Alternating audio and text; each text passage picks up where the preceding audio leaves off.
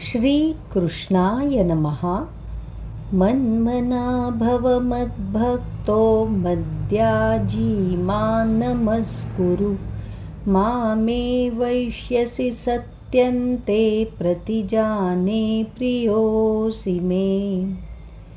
भगवंत अर्जुनाला म्हणतात, अर्जुना, माझा विचार कर, माझ्यावर प्रेम कर, माझी पूजा कर, माझं वंदन कर, आणि मग पहा, नक्कीच माझ्याकडे येशील. हे वचन आहे, कारण तू मला प्रिय आहेस. गीतेतील प्रत्येक श्लोक अनमोल आहे, पण हा श्लोक म्हणजे भगवंतांचं प्रेमपत्र वाटतं, जिथे भगवान फक्त उपदेश देत नाहीत, तर मनापासून बोलतात. तू मला प्रिय आहेस. मन्मना भव, मनाने माझ्यात राहा.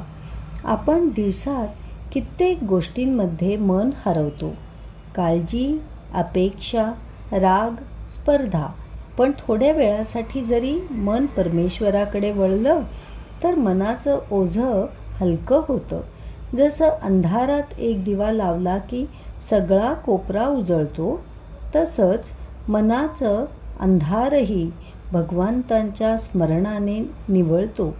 मद्भक्त हा भक्ती म्हणजे बाहेरील विधी नाहीत. भक्ती म्हणजे अंतर्मनाची नाळ. जेव्हा आपण मनापासून म्हणतो, देवा तू माझ्यासोबत आहेस, तेवढ्या क्षणी भक्ती जागते. मद्याजी, पूजा म्हणजे फक्त विधी नाही. पूजा म्हणजे मनाची अर्पण वृत्ती.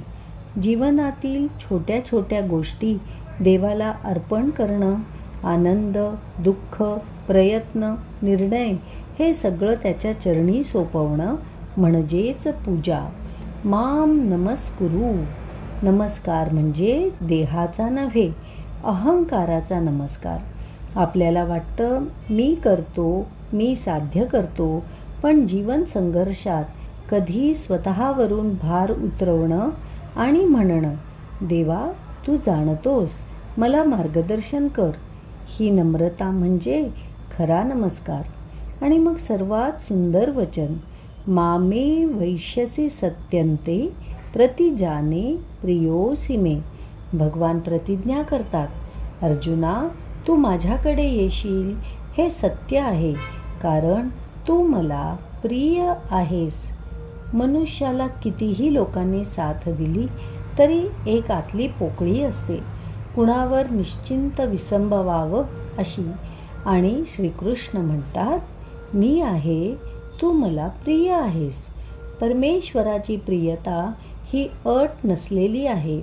आपण कितीही चुका केल्या, कितीही वेळा मार्ग चुकलो, तरी भगवंत म्हणतात, विसरणं तुझं, परत बोलावणं माझं.